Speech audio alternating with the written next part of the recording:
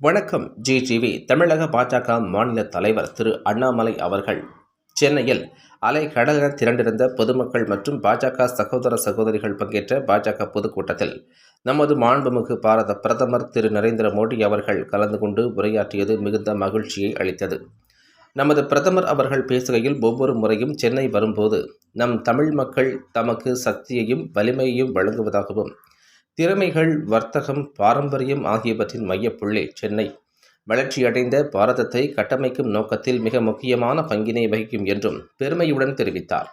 தமிழகத்திற்கும் தமக்கும் இடையேயான உறவும் அன்பும் மிகவும் பழமையானது என்று தெரிவித்த நமது பிரதமர் அவர்கள், தமிழக மக்கள் ஆதரவு பாஜகவிற்கு வலுவடைவது தமிழகத்தில் சிலருக்கு பிடிக்கவில்லை என்றும், சிலர் கண்களை உறுத்துவதையும் குறிப்பிட்டார். வளர்ச்சியடைந்த பாரதத்துடன் வளர்ச்சியடைந்த தமிழகத்தையும் உருவாக்க உறுதி மேற்கொண்டிருப்பதாகவும், பாரதத்தை உலகின் 3 தலைசிறந்த பொருளாதாரங்களில் ஒன்றாக மாற்ற சென்னையின் பங்களிப்பு மிகப்பெரியது என்றும் குறிப்பிட்ட நமது பிரதமர், மத்திய அரசு சென்னை உள்ளிட்ட நகரங்களின் வளர்ச்சிக்காக தொடர்ந்து பணியாற்றி வருவதையும், ஸ்மார்ட் நகரங்கள், குடிநீர் மற்றும் கழிவுநீர் மேலாண்மைக்கான அம்ரு திட்டம், சென்னை மெட்ரோ மற்றும் சென்னை விமான நிலைய திட்டங்கள் என சென்னையில் பல்லாயிரக்கணக்கான கோடி ரூபாய் மதிப்பிலான நகர்ப்புற கட்டமைப்பு பணிகள் நிறைவேற்றப்பட்டு வருவதையும், சென்னை மக்களின் வாழ்க்கை மேம்பாடு அடைய பல திட்டங்களை முன்னெடுத்துச் சென்றிருப்பதையும் குறிப்பிட்டார். மேலும் சென்னை துறைமுகத்திலிருந்து மதுரவாயல் இடையேயான சாலை வசதியை மேம்படுத்தவும் ஆயிரக்கணக்கான கோடி ரூபாய் செலவு செய்யப்பட்டு வருவதையும் குறிப்பிட்டார். மத்திய அரசு தமிழ்நாடு மற்றும் சென்னையின் எதிர்காலத்திற்காக பணியாற்றி வரும் அதே வேளையில், தமிழகத்தில் அதிகாரத்தில் இருக்கும் திமுக அரசு சென்னை மக்களின் அடிப்படை தேவைகளை, கனவுகளை கண்டு கொள்ளாமல் இருப்பதையும் குறிப்பிட்டு கூறிய நமது பிரதமர் அவர்கள், சென்னையில் பெய்த புயல் மழை வெள்ளம் காரணமாக மக்கள் அவதிக்குள்ளான நேரத்தில் திமுக அரசு மக்களுக்கு உதவி செய்வதற்கு பதிலாக மக்களின் துயரத்தை மேலும் மேலும் அதிகப்படுத்தும் வேலையைத்தான் செய்திருக்கிறது என குற்றம் சாட்டினார்.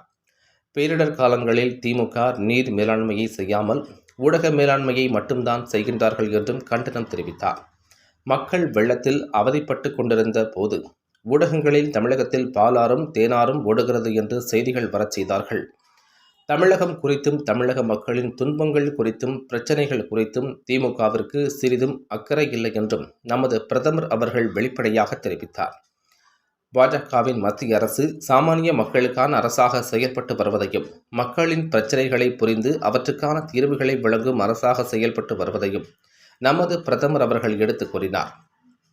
கொரோனா பெருந்தொற்று காலத்தில் ரேஷன் கடைகளில் உணவுப் பொருட்களும் தடுப்பூசிகளும் நாடு முழுவதும் உள்ள ஏழை மக்கள் பலன் அடையும்படி இலவசமாக வழங்கியதையும், தமிழகத்தில் பெருமளவில் இருக்கும் சிறு குறு நடுத்தர தொழிற்சாலைகளுக்கு பாதிப்பு ஏற்படாமல் இருக்க பல லட்சம் கோடி ரூபாய் கடனுதவி அளித்து அந்தந்த தொழில்களை நம்பியுள்ள எளிய மக்களின் வாழ்வாதாரத்தை உறுதி செய்ததையும் நினைவு கூர்ந்தார்.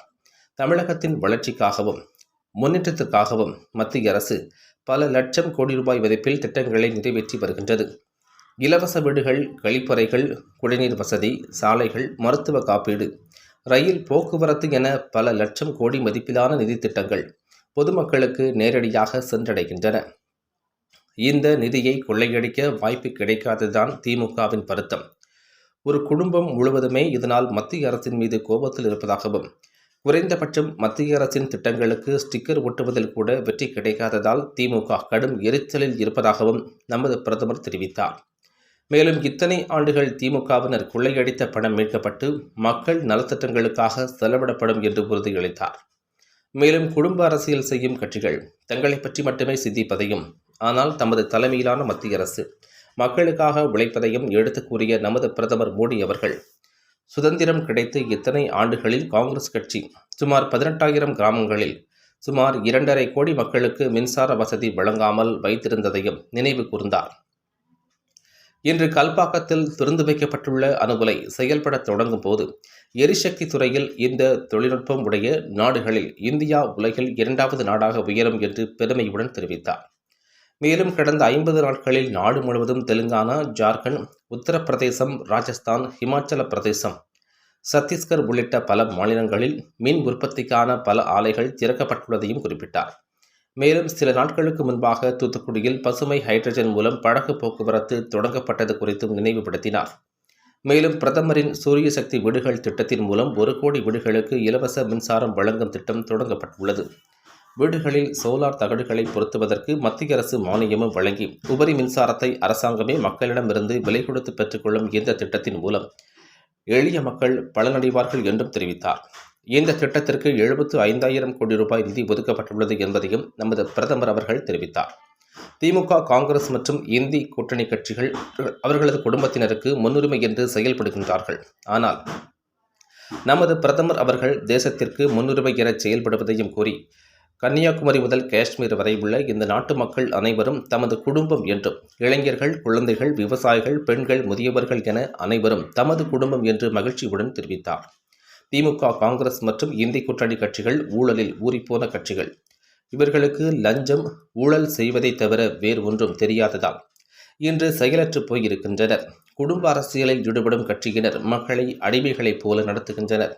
இன்று உச்சநீதிமன்றம் இத்தகைய குடும்ப அரசியல் செய்யும் திமுக அமைச்சர் ஒருவரை கடுமையாக விமர்சித்திருக்கிறது. குடும்ப அரசியல் என்ற அதிகார மமதையில் கோடிக்கணக்கான மக்களின் நம்பிக்கையை அவதூறாக பேசிய அந்த அமைச்சரை உச்சநீதிமன்றம் கடுமையாக கண்டித்திருப்பதையும், இதன் பின்னரும் அவர் அமைச்சர் பதவியில் தொடர்வது கவலை அளிப்பது என்றும் நமது பிரதமர் அவர்கள் குறிப்பிட்டார்.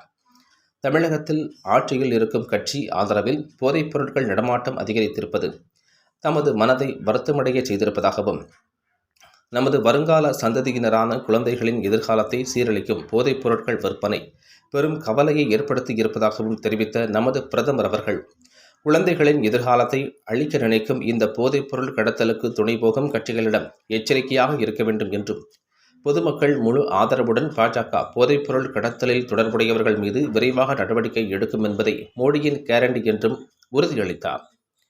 வளர்ச்சியடைந்த தமிழகத்திற்காக நாம் அனைவரும் இணைந்து பணியாற்ற வேண்டும் என்றும், இதன் மூலம் வளர்ச்சியடைந்த இந்தியா சாத்தியமாகும் என்றும் கூறிய நமது பிரதமர் அவர்கள், வளர்ச்சியடைந்த பாரதத்தை உருவாக்கியே தீருவோம் என்று சூளுரைத்தார்.